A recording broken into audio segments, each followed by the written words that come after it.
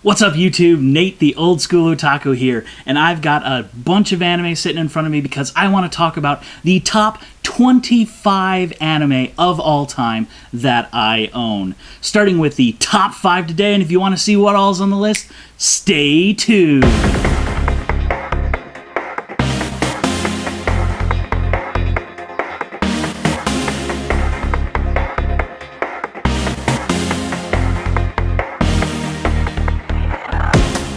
Welcome back.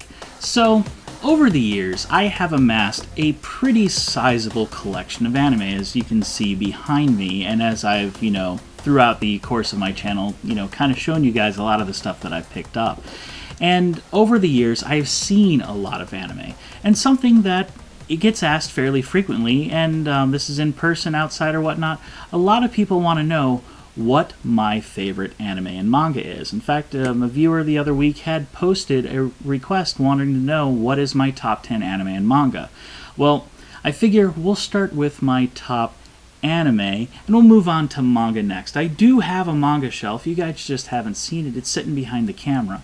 But I do have, a very sizable anime collection, so that's what I think we should start with first. Now, I have a hard time counting to 10, as the joke winds up going out at conventions and things. When I do what I call a Nachan's Top 10 AMVs, I usually bring 40 to 70 videos to the event, and the list changes every year. And the same kind of holds true for anime. I have seen a lot of anime. I own a lot of anime. And to be honest, I have a hard time choosing a very small amount to consider, my favorite, my best, my go-to. But there is a subset of different anime series that I have a tendency to go back and rewatch fairly often. And there are some that I think every anime fan should at some point in time see. And so that's exactly what this list is. This list has two main rules. The first rule is I have to own a copy of the show in some way, shape, or form. So you will only see things that I own, which of course that does stipulate to the fact that this list is only going to comprise of series generally from 1970 to about 2010, and not much in the recent years, as I don't own a lot of the recent anime. At the same time, it is only anime that I have also seen. I do own a lot of shows that I've heard about, but haven't had a chance to sit down and watch either, so you won't necessarily see those on the list as well. This is just what I have seen and what I have owned, and what I consider from that list shows that every anime fan at some point in time should come out and watch. You may not like it, you may not enjoy every single one, and that's the great thing about opinions. We all have differing opinions. So this is what I believe the top anime is from what I own. And let's stop talking about it and get in on the first list of the first 5 of a 5-part series of my top 25 anime that I own and enjoy. Hope you do too. Read or Die. Read or Die, or just ROD for short, is one of those shows with an off-the-wall premise that you wouldn't think would be good on paper, but the execution just makes it gold. I'm talking about the OVA and not the TV series or the manga here. The original story was created by Hideyuki Kurata, and the OVA takes place a few years after the events of the manga and 5 years before the TV show happens. The US DVD release was made by Manga Entertainment in 2003, and you can still easily find copies from online stores such as Amazon for pretty reasonable prices considering the age of this show. Read or Die stars Yomiko Ridomon, whose codename is The Paper. She basically has the ability to do and make just about anything from paper, such as creatures, shields, swords, on and on. She is a secret agent from the British Library Special Operations Division, charged with finding and protecting rare books. She herself is an avid book lover and would gladly miss meals to both buy and read books. All in all, the story is quite well told, and the main character of Yomiko is probably one of the best parts of the OVA, as she has a one-track mind when it comes to books. She's cute and fearsome all at the same time. The music, wonderfully crafted by Taku Iwasaki, is both lighthearted when it needs to be and deep and dark when the story calls for it. The great soundtrack for any music lover, especially if you are really into keyboard instruments. Despite being a more recent show, and certainly using modern anime techniques rather than traditional cell animation, this is still a show I think everyone should check out. Though lovers of the paper should probably stray away from the TV show. Otaku No Video. I cannot think of any other anime to be considered the quintessential anime. Otaku No Video is by far probably the most worthy show on my shelf to wear my must-have title.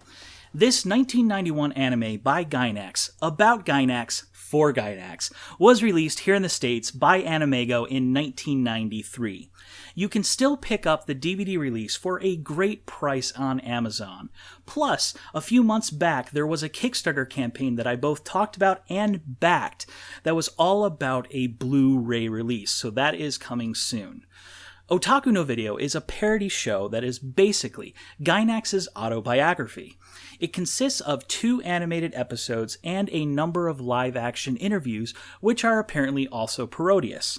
It follows the life of a normal who, in catching up with a childhood friend, finds his way into the pits of otakudom and sets out to be the Ota King.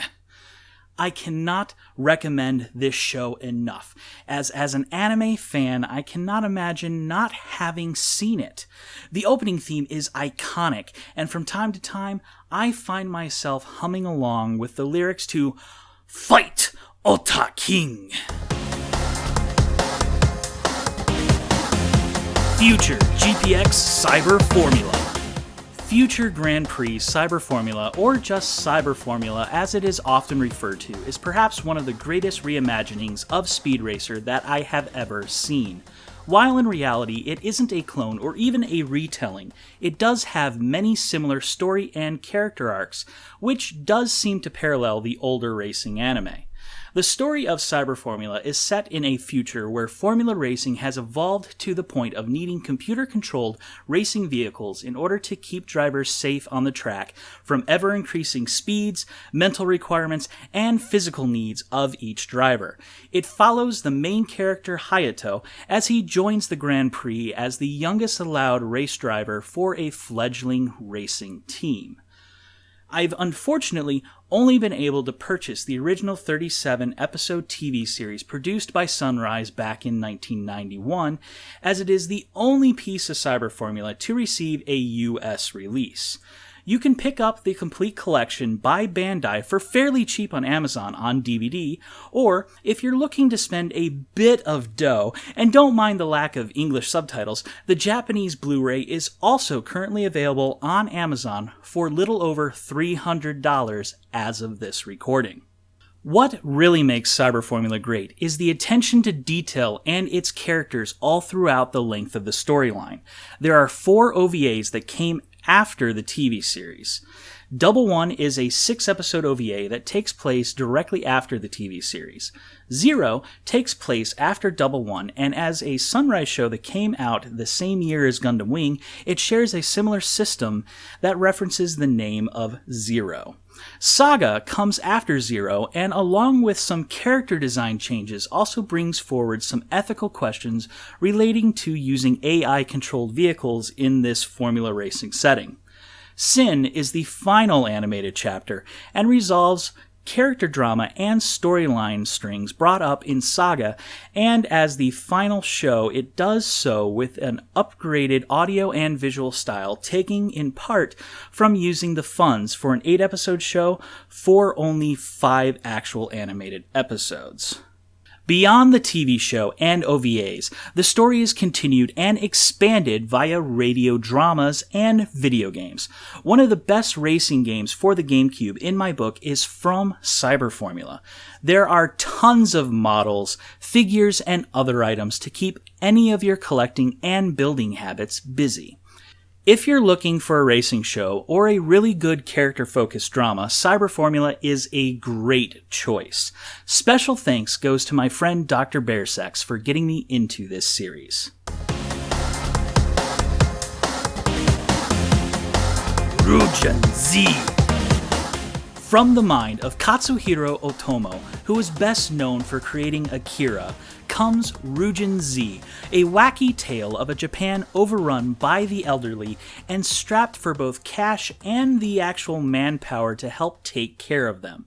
In desperation, the health department develops the Z001, a fully automated caregiving bed that links directly to the brainwaves of the person under its care. From there, hilarity ensues. It's a cerebral romp that hides its heavy moralistic thoughts and themes behind a veil of zany off-the-wall action. This 1991 animated feature was originally dubbed in the States by Manga Entertainment in 1994 and was later given a subtitled release in 1995 by US Manga Corps.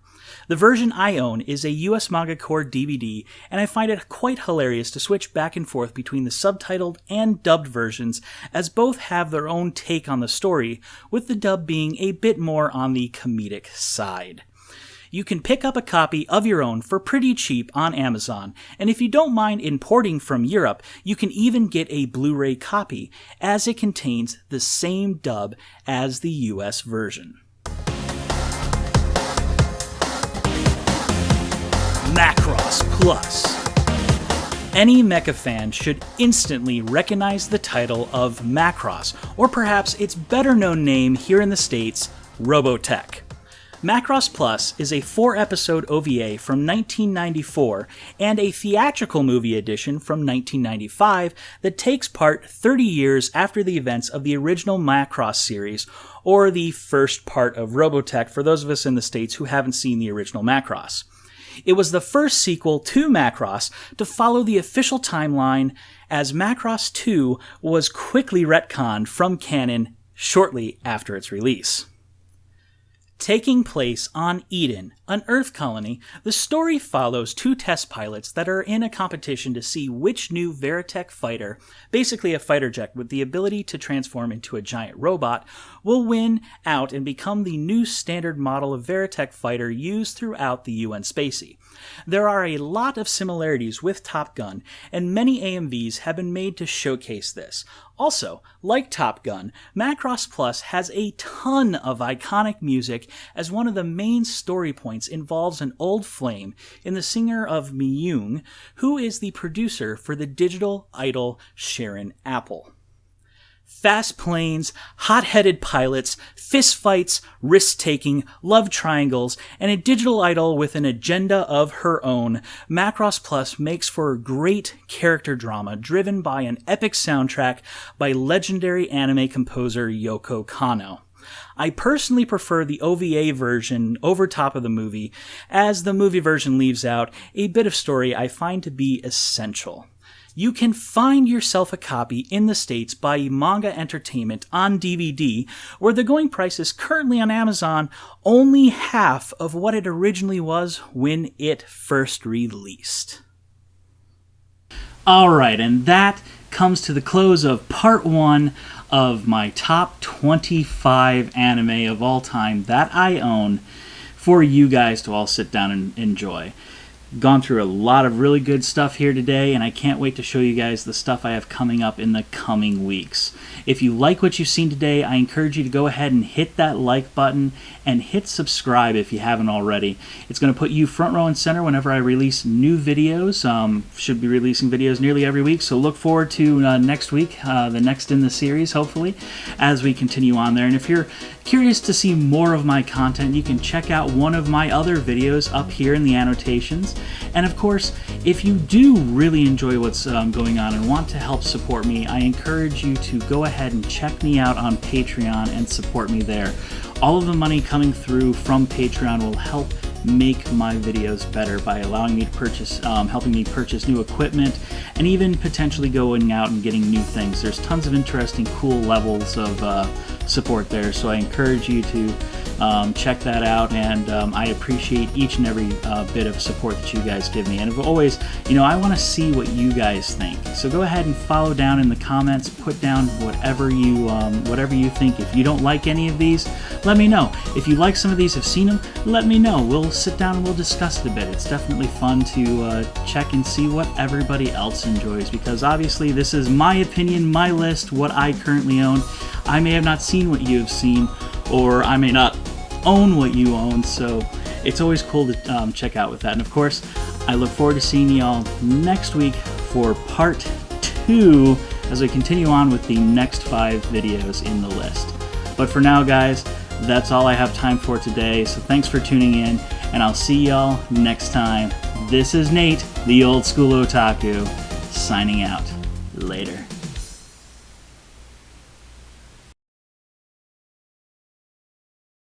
I'm not talking about any of these. Well, at least not this video. Next video, maybe. Tenchi.